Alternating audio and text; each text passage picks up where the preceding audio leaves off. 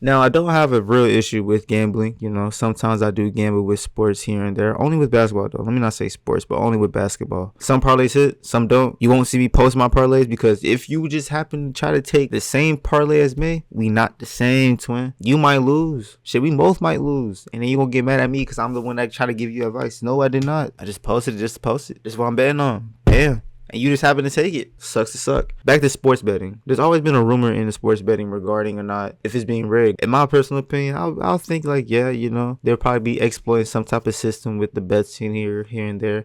But with this case I'm looking at, it's like it's out of my point of view. You know what I'm saying? I wasn't thinking anything like this. This sounds like some movie shit. Just this past week, the FBI has arrested 30 conspirators in regarding a illegal gambling acts going on in the NBA scene, right? Out of those 30 conspirators, 3 were arrested that are well known.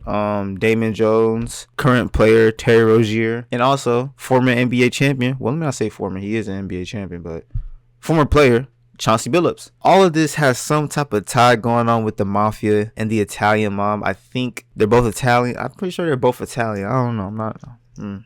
I'm not into like shit like that, you know. Just don't come after me. I'm out my business.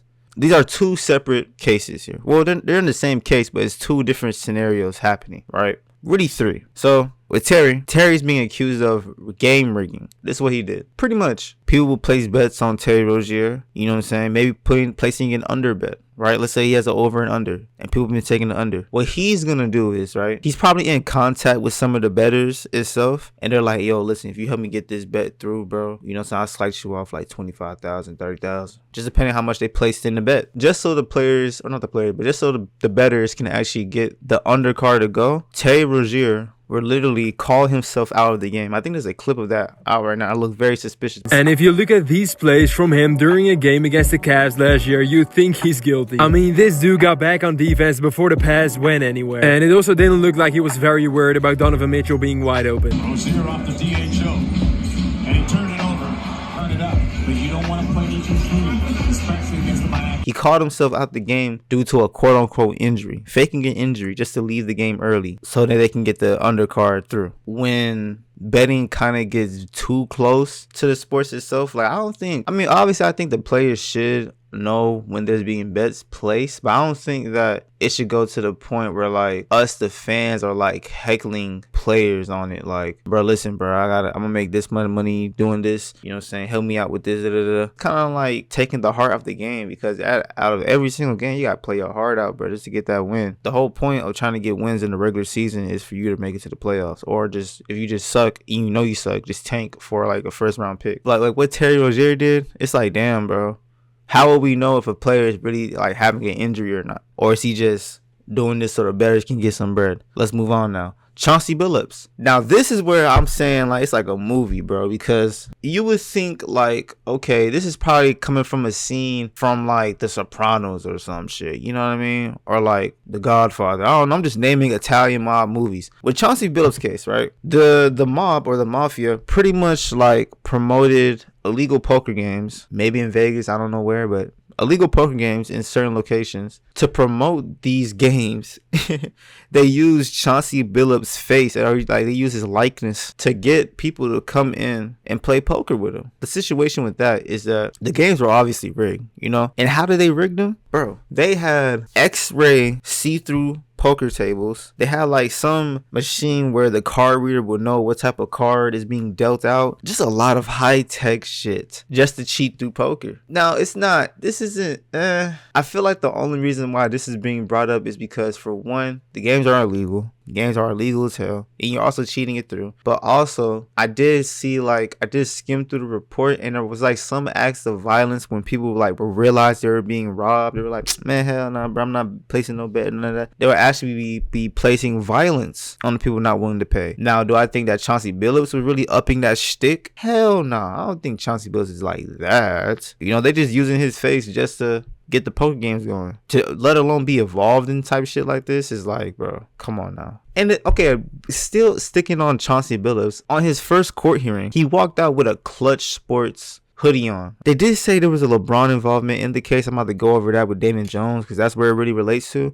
But the Clutch Sport thing with Chauncey Billups, I feel like a lot of people are just looking too deep into it. I think he's just wearing a hoodie. If LeBron really has something to do with the gambling world, well, he probably does because he does have the sponsorship with I think was it Prize Picks? I don't know. I feel like overall LeBron's connection in sports gambling, besides him getting taken advantage of, I feel like it's just like him just taking the check and just sponsoring it. You know what I'm saying? I feel like it's just like that. I don't think he has anything like underworld ties. Like maybe I don't know, man. Maybe you can't really trust Hollywood too much. Let me go to Damon's case. Real quick. I'm just skimming through all of this. Now with Damon Jones, former NBA player. I'm pretty sure he worked with LeBron on the Lakers for a little bit, for a time being, I guess. This is kind of foul, bro. This kind of hurts me a little bit, bro, as a Lakers fan. The nigga Damon Jones will go out and sell the information, like the injury report, just to tell people, like, okay, this person is going to be playing. He's not going to be playing. And, like, the only thing that's, like, really bad about it is because it kind of went around the league in a way. You know what I'm saying? If I'm being mistaken, this went around to, like, 5 other teams in the NBA. So niggas already knew who's playing, who's not playing, this, that, and the third. You are fucking up our season doing some shit like that. How dare you, bro? Ooh, my voice cracking. Hold on, let me take a sip of water.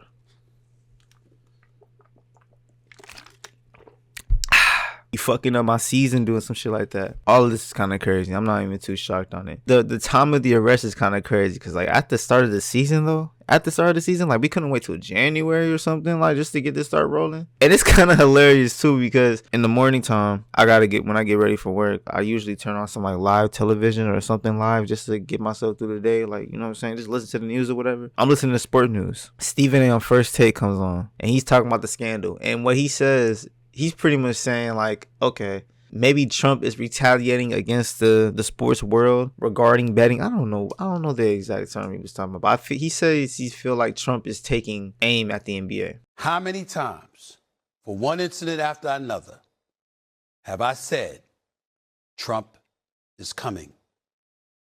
He's coming. I'm going to say it on national television again. Bad Bunny is performing at the Super Bowl, and all of a sudden you hearing ICE is going to be there, looking to engage in mass deportations. The Super Bowl, disrupting things. Big night for the NBA. Wembanyama put on a show. That has now been smeared because we're talking about this story, okay? Remember, Trump has a long, long history connected to the world of sports because he had those casinos. Where do you think folks were coming half the time? I'm not talking about individuals. I'm talking about the culture. When people want to go to a casino, when people want to gamble, when people want to party, or whatever the case may be. This was his kind of connection to that. Why am I glad you're here, Monica? Because don't be surprised if the WNBA is next on his list. I'm thinking the FBI would just, like, you know what I'm saying? Like, this is Stephen, like, no disrespect to Stephen A. Smith, but, like, bro, we're talking about the government right here, bro. Like, you think the government really give a fuck about what Stephen A. Smith got to say? Next thing you know, the next morning, Kash Patel is also the director or the head of the FBI right now, immediately went at Stephen A, bro. He was like, I think it's all kind of malarkey, kind of BS, what he's saying. We're actually not doing that. It's not even regarding the Trump, it's regarding to us. There will be many other arrests coming soon, but this has nothing to do with Trump. Suggested that this was revenge from the president for all the kind of left-wing activism of the NBA. Your response to that, 15 seconds. I'm the FBI director. I decide which arrests to conduct and which not to conduct. That may be the single dumbest thing I've ever heard out of anyone in modern history, and I live most of my time in Washington, D.C. It's right up there with Adam Schiff. We arrest people for crimes. Point blank period. He shut that down quick. I'm like, yo, never in my 23 years of living I would see the NBA media going head to head with the FBI. This is crazy. And yeah, I don't think this is gonna be the only arrest too. Like I said earlier, like with how I said how the betting world is starting to get really, really closer to the NBA, just how much is being decriminalized and being legal all across the leagues, like with baseball, soccer, you know, any sport you name it, they probably have betting for it. It might end up taking control of the actual sport. But Jaylen Brown's being the advocate against this, you know. Jaylen Brown is saying, oh no, we're not doing this, you know. Don't bet on me. Listen. I mean, does it affect you guys on the floor? From a basketball standpoint? Yeah. I don't think so. It don't affect me. I don't think so. I just come out. I don't pay attention to none of that stuff, you know what I mean? People bet, parlays, you know what I mean? Don't bet on me, I'm tell you that right now. I get it, Jaylen Brown, I get it. Stand up For what's right. I'm gonna be real with you. Hell no. I've been put that boy Jaylen Brown on the ban list on my parlays. He's not getting picked up. I'm not picking no under, no over. I'm not picking him at all. He is not. No. Hell no. Dude sold my parlay so many times last season, bro. I am an anti-Celtics fan just because of this boy. I fuck with Tatum though. You know what I'm saying? Tatum cool. But Brown? Alright, bro. We gotta chill with the bets, bro. Like it's not a life or death situation, bro. I be seeing niggas drop they Sally Mae money on betting picks, prize picks, whoever you all on, bro. We gotta chill with the prize picks, man. We gotta get this money organically. Get it how you live though, but don't live by it. Don't treat us like real life, bro. Like there's a clip of, did I just have to say Devon? What the hell? I think Donovan Mitchell was he had an under place. I don't know who was it against. I think it was the Nets. Maybe the OKC Thunder. I don't know. I'm trying to think of this off the top of my head. That's why I don't really know. He's in the game. I think he probably had 40, I think. Someone literally jumped on the court and started guarding Donovan Mitchell mid-game because they had an underplaced on him. It doesn't get that serious, bro. That's why it's not that serious. That's how I feel like, bro, you should not be like living off of betting, bro. You making betting your life. Placing under and overs. I ain't gonna lie, bro. I'm gonna still place my picks, bro, because it's legal. I'm gonna still do what I do.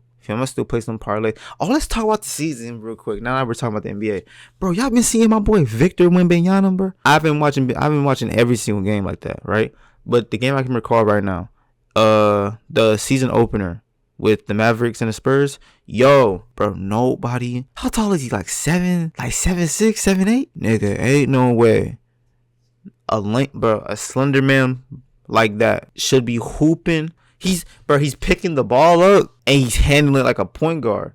The nigga is over 7'4", nigga. What? Bro, he's hooping, bro. I forgot who threw the lob to him. I think it was Stephon Castle. Castle threw the lob from like the 3-point line. He caught it behind the back. Us. I said, oh yeah, this about to be a crazy season, bro. You know, I'm seeing Lakers, bro. My boy Luka dropped 40 on Ant. I don't give a damn. He was spanking that 49. Actually, he's about to get 50, but JJ took him out. That's an L man's. Shouldn't let me get 50. Just to call it a day. Yeah, guys. I'm about to get out of here. I am a little sick. I'm a little under the water. I ain't gonna lie. But we're gonna still get these videos out. I took a little week break, sadly. I'm sorry. But yeah. I'll see you guys in the next video. Peace.